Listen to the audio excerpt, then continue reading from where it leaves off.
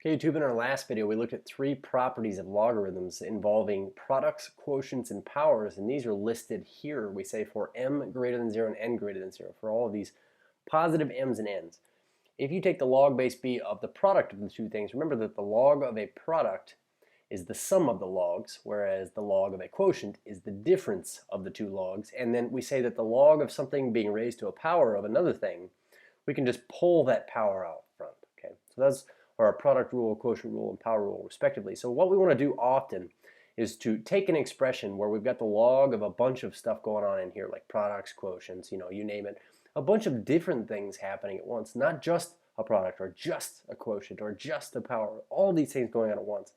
So what we're going to want to do is we're going to rewrite these logarithms of these more complex expressions in here as a bunch of logarithms of simpler expressions. Okay, so this is what we're going to refer to as expanding logarithmic expressions, and you'll see this word here. So expand. Okay, in the next part of this video, we'll look at condensing expressions, going the other way around. So let's go ahead and take a look at these two expressions here. It says use logarithmic properties to expand each expression as much as possible. And so what I'm going to do is I'm going to give you some suggestions here, at least as we go through these. But the first thing I want to kind of mention here is this: whenever you see a radical, like we have one right here, this is the cube root of y, we're going to interpret this instead as x to the fourth times y to the 1/3 power, because anything to the 1/3 power would be the cube root of that thing. What I notice in here essentially is that we have both of our product rule and our power rule working at the same time. So let's go ahead and start with our product rule. I mean that we have a product right there between x to the fourth and the cube root of y, right in between those two things. So we're going to rewrite this as log base b of the first thing in our product, which is this x to the fourth here, plus log base b of the second thing in our product, which is this y to the 1/3. The nice thing is, now that you expand this here, you just look at what's going on inside of these logarithms. You say, okay, what's left to do? Are there any other products? Are there any other quotients? Are there any other powers? And of course, we recognize that this has some powers here. So what I'm going to do is I'm going to borrow this space underneath here. I'm just going to write equals. We're going to write that this is really, if we pull these powers out front, 4 times the log base b of just x. And you'll notice that we just took that 4 and we used our power property to pull it out front. Also here, this 1/3, we're going to pull that power out front. And so we'd say plus 1/3 log base b of y. And so when you look at this, a question I get a lot of time is, how do you know when you're done expanding? It says expanding the expression as much as possible. Well, when you look inside of your logs here, the question I'm asking myself is, do I see any powers? No. Do I see any products? No. Do I see any quotients? No. And if the answer to those three questions is all no's, then you must be expanded as far as you can go. So let's go ahead and take a look at this next expression here. Using my advice from the last example, we say log base 5 of this would be the same thing as log base 5 of x to the 1/2 all over 25y to the 3rd. So we'll rewrite our radical as a rational exponent. And what I notice here is that we have a quotient. So I'm going to start with my quotient first. Now remember, the log of a quotient is the difference of the log. So log base 5 of the numerator, which is going to be this x to the 1/2, minus now log base 5 of the denominator, which is this 25y to the 3rd. So in terms of what we have left to do here, well, we expanded once, but in terms of what I see a product right here. So what I'm going to do is I'm going to do two steps at once, I guess. I'm going to pull this power out front here while I'm at it. But we're going to rewrite this as 1/2 log base 5 of just an x. And then here what we're going to do is we're going to split up this product before we rewrite with powers. So what we get here is minus. Now this log base 5 of this product, we're subtracting all of this information here. So what we're going to do is we're going to say minus this expanded form of this log base 5 of this product. So we're going to get log in here, log base 5 of the first factor in our product, which is the 25, minus, oh sorry, this is a product, this is a plus. So we get log base 5 of y cubed.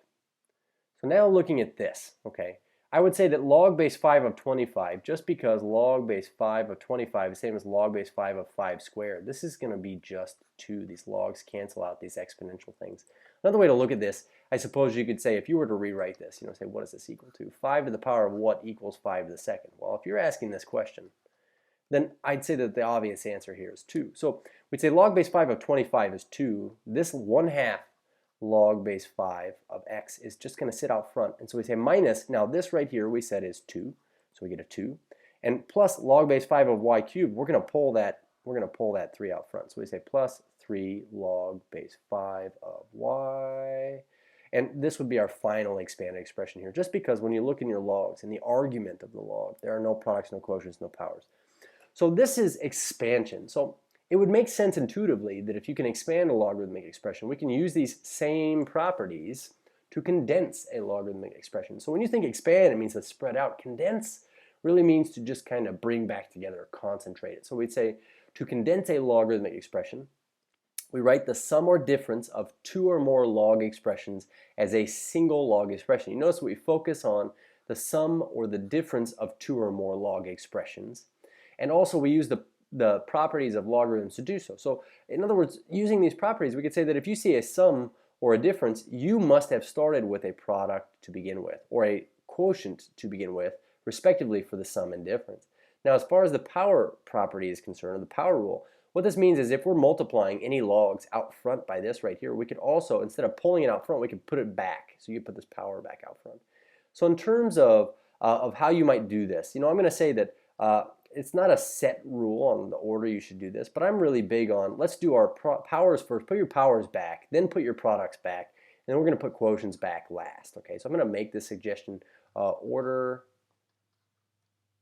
well, let's put it this way, suggested order of condensing. There, that works.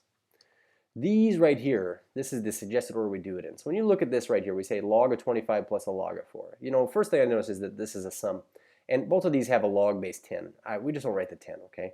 So that's our common log. They both have the same bases, and they're being added together. What we could do is we could say this is the same thing as then the common log of 25 times the 4. You notice that we put their arguments back in here as the factors of that product. So of course this is the log of 100, and we should simplify this because it's log base 10 of 100. I suppose we could say 10 to the what power equals 100. I suppose that would have to come out to be a 2.